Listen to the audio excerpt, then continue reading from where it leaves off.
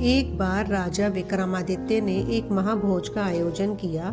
उस भोज में असंख्य विद्वान, ब्राह्मण, व्यापारी तथा दरबारी आमंत्रित थे।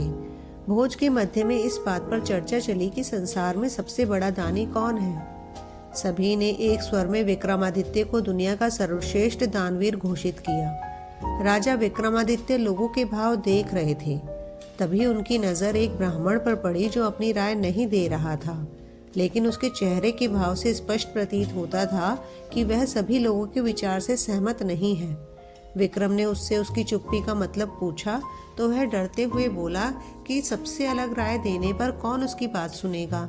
राजा ने उसका विचार पूछा तो वह बोला कि वह असमंजस की स्थिति में पड़ा हुआ है। अगर वह सच नहीं बताता तो उसे झूठ का पाप लगता है, और सच बोलने की स्थिति में उसे डर है कि राजा का कोप भाजन बनना पड़ेगा। अब विक्रम की जिज्ञासा और बढ़ गई। उन्होंने उसकी स्पष्टवादिता की भूरी भूरी प्रशंसा की तथा उसे निर्भय होकर अपनी बात कहने को कहा। तब उसने कहा कि महाराज विक्रमादित्य बहुत बड़े दानी हैं, यह बात सत्य है, पर इस भूलोक पर सबसे बड़े दानी नहीं। यह सुनते ही सब चौंके। सब ने विस्मित होकर पूछा, क्या ऐसा हो सकता है? उस पर उस ब्राह्मण ने कहा कि समुद्र पार एक राज्य है जहाँ का राजा कीर्तिध्वज जब तक 1,00,000 स्वर्ण मुद्राएं प्रतिदिन दान नहीं करता तब तक अन्न जल भी ग्रहण नहीं करता है। अगर यह बात असत्य प्रमाणित होती है तो वह ब्राह्मण कोई भी दंड पाने को तैयार था। राजा के विशाल भोज कक्ष में निस्तंभता छा गई। ब्राह्मण ने बताया कि कीर्तिध्वज के राज्य में वह कई दिनों तक रहा और प्रतिदिन स्वर्ण मुद्राएं लेने गया। सचमुच ही कीर्तिध्वज 1,00,000 स्वर्ण मुद्राएं दान करके ही भोजन ग्रहण करता है। यही कारण है कि भोज में उपस्थित सारे लोगों की हाँ में हाँ उसने नहीं मिलाई। राजा विक्रमादित्य ब्राह्मण की स्पष्टवादिता से प्रसन्न हो गए और उन्होंने उसे पारितोषिक देकर सादर विदा किया। ब्राह्मण के जाने के बाद राजा विक्रमादित्य ने साधारण वेश धरा और दोनों बेतालों का स्मरण किया। जब दोनों बेताल उपस्थित हुए तो उन्होंने उन्हें समुद्र पार राजा कीर्तिध्वज के राज्य में पहुंचा देने को कहा। बेतालों ने पलक झपकते ही उन्हें वहां पहुंचा दिया।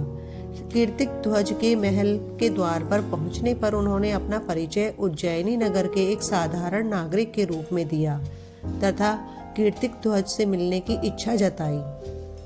कुछ समय बाद जब वे कीर्तिध्वज के सामने उपस्थित हुए तो उन्होंने उनके यहाँ नौकरी की मांग की।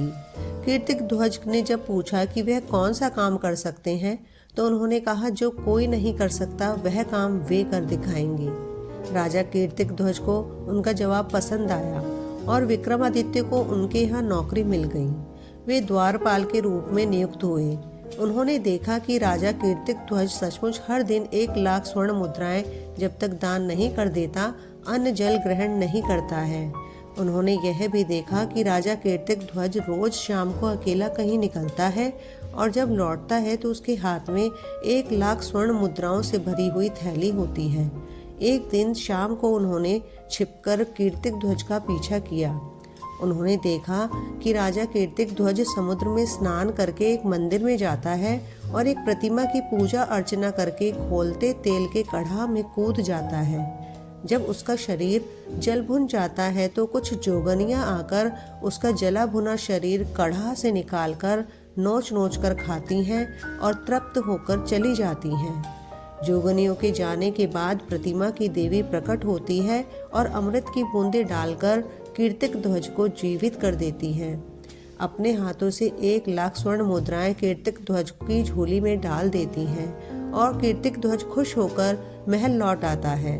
प्रातःकाल वही स्वर्ण मुद्राएं वह याचकों को दान कर देता है।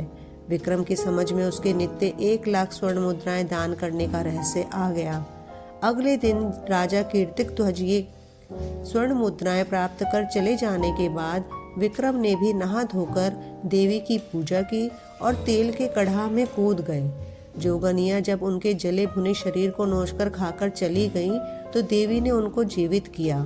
जीवित करके जब देवी ने उन्हें स्वर्ण मुद्राएं देनी चाही तो उन्होंने यह कहकर मना कर दिया कि देवी की कृपा ही उनके लिए सर्वोपरि है। यह क्रिया उन्होंने 7 बार दोहराई। 7वीं बार देवी ने उनसे बस करने को कहा तथा उनसे कुछ भी मांग लेने को कहा। विक्रम इसी अवसर की ताक में थे। उन्होंने देवी से वह थैली ही मांग ली जिससे स्वर्ण मुद्राएं निकलती थीं। ज्यों ही देवी ने वह थैली उन्हें सौंपी, चमत्कार हुआ। मंदिर, प्रतिमा, सब कुछ गायब हो गया। अब दूर तक केवल समुद्र तट दिखता था। दूसरे दिन जब कीर्तिक ध्वज वहां आया तो बहुत निराश हुआ।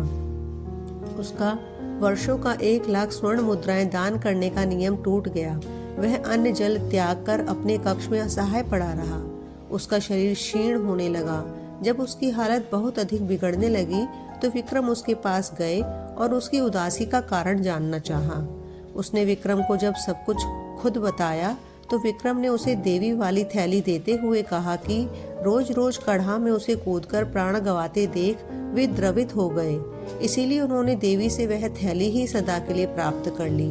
वह थैली राजा कीर्तिक ध्वज को देकर उन्होंने उस वचन की भी रक्षा कर ली जो देकर उन्हें कीर्तिक ध्वज के दरबार में नौकरी मिली थी। सचमुच वही काम कर दिखाया जो कोई भी नहीं कर सकता है। राजा कीर्तिक ध्वज ने उनका परिचय पाकर उन्हें सीने से लगाते हुए कहा कि वे सचमुच इस धरा पर सर्वश्रेष्ठ दानवीर हैं, क्योंकि उन्होंने इतनी कठिनाई के बाद प्राप्त स्वर्ण मुद्रा प्रदान करने वाली थैली ही बेझिझक दान कर डाली, जैसे कोई तुच्छ चीज हो। For more videos, please like and subscribe the channel.